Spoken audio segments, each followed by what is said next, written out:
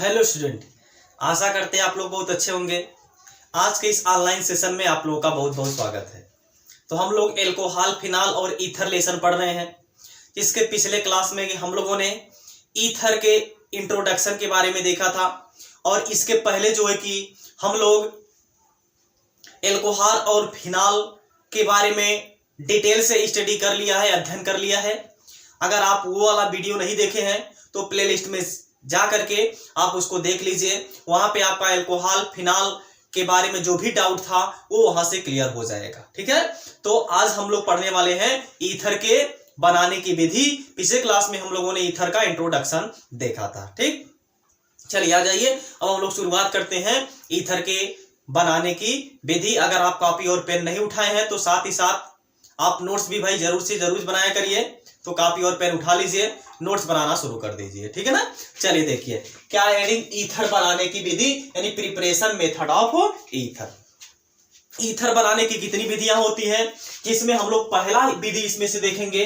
इसमें पहला विधि जो है वो है एल्कोहल के निर्जलीकरण द्वारा।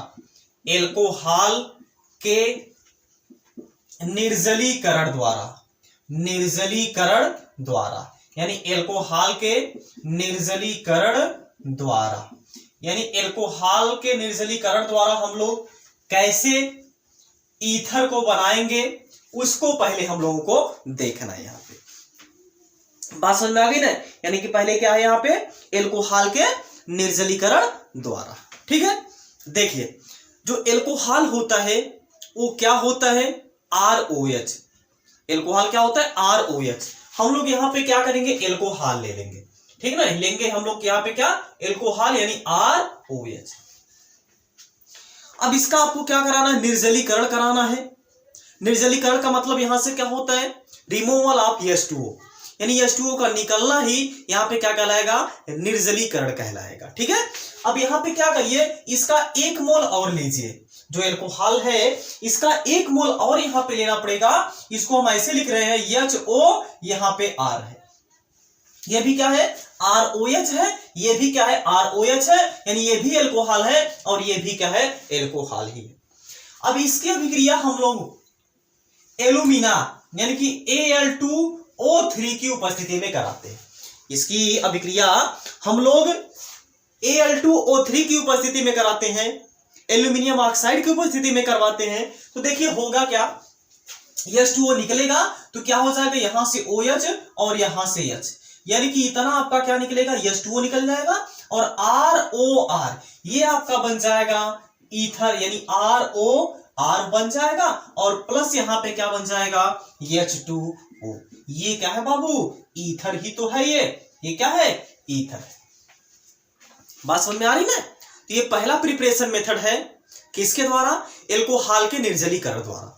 अच्छा हाँ, इसको अगर आपको लिखना होगा तो कैसे लिखेंगे, एल्कोहल के 2 मोल की अभिक्रिया, एल्कोहल के 2 मोल की अभिक्रिया एल्यूमिनियम ऑक्साइड यानी Al2O3 की उपस्थिति में कराने पर निर्जलीकरण द्वारा क्या प्राप्त होता है, ईथर का निर्माण होता है, यानी कि ईथर प्राप्त होते हैं। बात समझ में आ गई ना।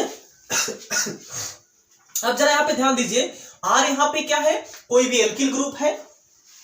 R यहाँ पे क्या है, कोई भी एल्किल ग्रुप है। जैसे यहाँ पे हम और एग्जांपल ले रहे हैं, मान लीजिए R के स्थान पर हमने CH3 ग्रुप रख दिया है तो हो जाएगा CH3OH और प्लस यहाँ पे ये भी हो जाएगा CH3OH, यानी कि HO यहाँ पे क्या हो जाएगा, CH3।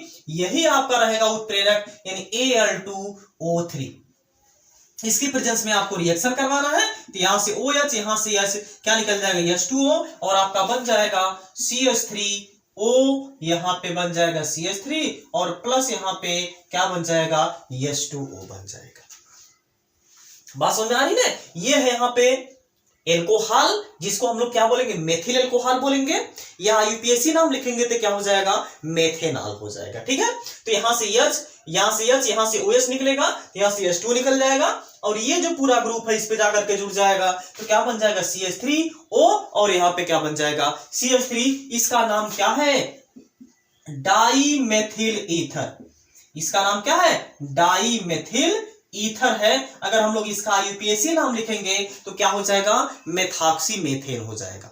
अगर आपको IUPAC नाम या फिर सिंपल नाम निकले में समस्या हो रही है, कैसे निकाला जाता है, अगर आपको ये नहीं आता है तो पिछला क्लास जाकर के देखिए। पिछले क्लास में इंट्रोडक्शन में आपको बताया गया है कि ईथर जो होता है इसका साधारण नाम कैसे लिखा जाता है और इसका IUPAC नाम कैसे लिखा जाता है। ठीक है, चलिए देखिए, तो ये हो गया पहला मेथड। और यहाँ पे आप एग्जांपल ले सकते हैं, जैसे यहाँ पे हमने ले लिया C2H5OH, ठीक है, डायरेक्ट हम इसका 2 मोल ले रहे हैं, ठीक है ना। अब इसकी अभिक्रिया आपको Al2O3 की उपस्थिति में करवानी है, तो क्या बन जाएगा यहाँ पे C2H5O और यहाँ पे बन जाएगा C2H5 और प्लस यहाँ पे क्या बन जाएगा H2O बन जाएगा। अब यहाँ पे ये क्या है, इसका नाम क्या है, डाई एथिल ईथर हो जाएगा। क्या हो जाएगा इसका नाम, डाई एथिल ईथर हो जाएगा। बात समझ में आ गई ना। तो ये है पहला मेथड फिनाल के निर्जलीकरण द्वारा, इसको आप नोट करिए। इसके बाद इसकी हम अगली मेथड की तरफ आगे चलते हैं, नोट कर लीजिए।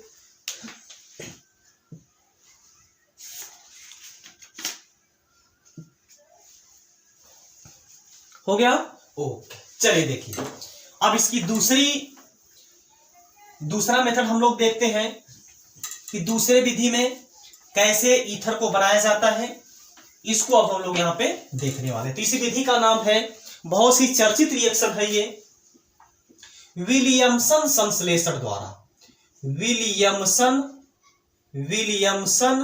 संश्लेषण द्वारा, विलियमसन संश्लेषण द्वारा, ठीक है ना। क्या है यहाँ पे, विलियमसन संश्लेषण द्वारा, ठीक है, विलियमसन संश्लेषण द्वारा। अब ये विलियमसन संश्लेषण क्या होता है, देखिए इसमें क्या किया जाता है, सोडियम एल्काक्साइड लिया जाता है। क्या लिया जाता है, सोडियम एल्काक्साइड लिया जाता है। इसकी अभिक्रिया, सोडियम एल्काक्साइड लिया जाता है, इसकी अभिक्रिया जो होती है एल्किल हाइलाइड से करवाई जाती है। सोडियम एल्काक्साइड जो होता है उसकी अभिक्रिया एल्किल हाइलाइड से करवाई जाती है। अब ये सोडियम एल्काक्साइड क्या होता है, पहले तो हम लोग ये जान लें कि क्या होता है सोडियम एल्काक्साइड। देखिए जैसे कोई भी एल्कोहल है, मान लीजिए ये क्या है ROH, एल्कोहल है, इसकी रिएक्शन पहले हम लोग करवाते हैं NaOH से, यानी सोडियम हाइड्रोक्साइड से। जब सोडियम हाइड्रोक्साइड या पोटेशियम हाइड्रोक्साइड कोई भी आप ले सकते हैं, ठीक है ना, जब इससे रिएक्शन करवाते हैं तो यहां से देखिए होता क्या है, यहां से OH और यहां से H, यानी इतना पार्ट निकल जाता है, H2O यहां से निकल जाता है। जब H2O निकलेगा तो ये जो सोडियम ग्रुप है इस पे जाकर के जुड़ेगा, तो आपका क्या बन जाएगा RONA। यही क्या है, सोडियम एल्काक्साइड। यही क्या है बाबू, सोडियम एल्काक्साइड है। अब ये सोडियम एल्काक्साइड हम लोग लेंगे, इसकी रिएक्शन जो है कि किससे करवाएंगे, एल्किल हाइलाइड से करवा देंगे, यानी कि RX से करवाएंगे। यानी कि ये हम लोग लेंगे सोडियम एल्काक्साइड। अब यहां पे एल्किल ग्रुप कोई भी हो सकता है, इसकी रिएक्शन हम लोग करवाएंगे एल्किल हाइलाइड से करवाते हैं, तो यहां पे क्या बन जाता है, ईथर का निर्माण होता है। ठीक है ना, चलिए देखते हैं, ये रिएक्शन देखते हैं।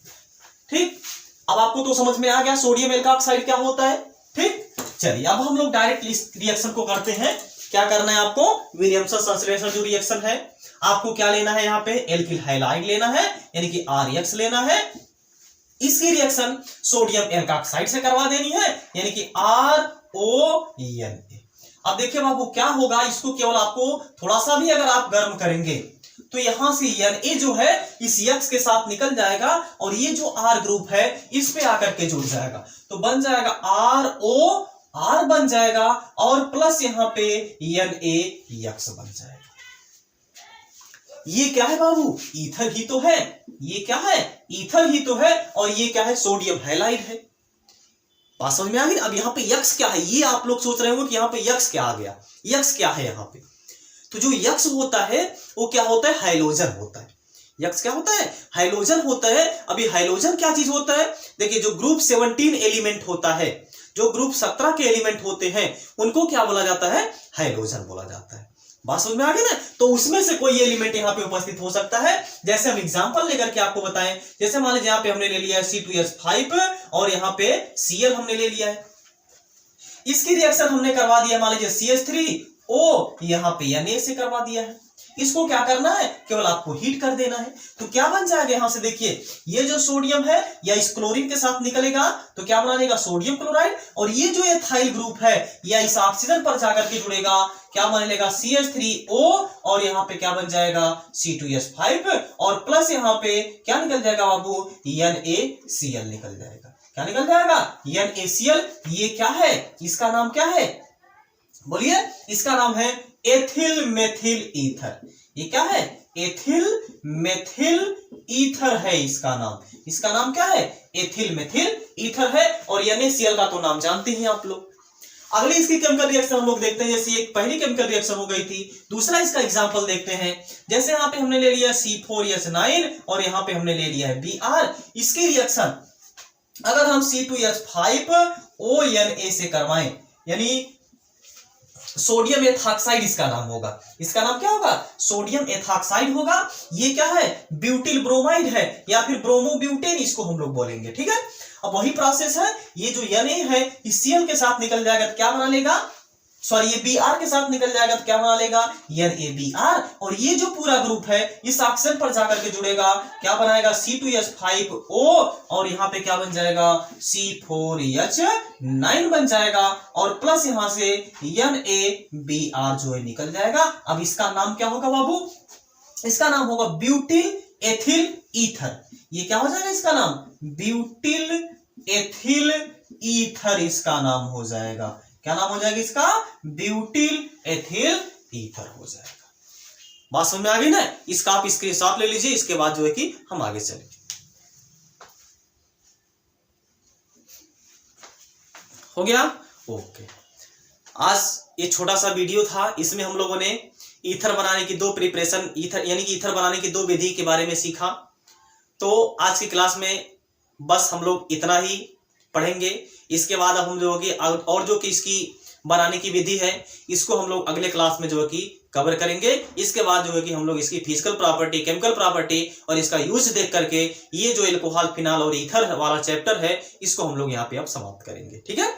तो पहले हम लोग ईथर बनाने की विधि पूरा कंप्लीट करेंगे, इसके बाद इसकी फिजिकल प्रॉपर्टी हम लोग देखेंगे, और इसके बाद इसकी केमिकल प्रॉपर्टी और इसका यूज देख करके हम लोग ये रिलेशन की यानी इस रिलेशन को समाप्त करेंगे, ठीक है। तो आज की क्लास में बस इतना ही। अगर इस वीडियो में आपको कुछ भी सीखने को मिला होगा, वैसे तो देखिए हम अपनी तरफ से पूरी कोशिश करते हैं आप लोगों को समझाने की। अगर उसमें भी फिर भी कुछ कमी रह गई हो तो आप कमेंट बॉक्स में जरूर से जरूर बता दिया करिए कि यहाँ पे ये गलती है सर, इसको जरा सुधारने का प्रयास करिए, तो हम जो है कि उसको सुधारने का प्रयास करेंगे, ठीक है। तो ये जो क्लास है, ये जो वीडियो है, उन सभी बच्चों को शेयर करिए जो कोचिंग या फिर स्कूल कॉलेज किसी कारणवश नहीं जा पाते हैं, घर पे रह करके पढ़ाई करना चाहते हैं और अपने टॉपिक को क्लियर करना चाहते हैं, तो उन तक हमारा वीडियो ये कि प्रोवाइड करवा दीजिए, उनको पहुंचा दीजिए, ताकि वो सब जो है कि अपने डाउट को क्लियर कर सके। जो भी समस्या आ रही है केमिस्ट्री में उसको जो है कि वो सब सॉल्व करने का प्रयास कर सके, ठीक है। आज की क्लास में बस इतना ही। अब मिलते हैं नेक्स्ट क्लास में, तब तक आप लोग जाग भी रहिए, स्वस्थ रहिए, मस्त रहिए, अपने माता पिता का ख्याल रखिए। जय हिंद, जय भारत।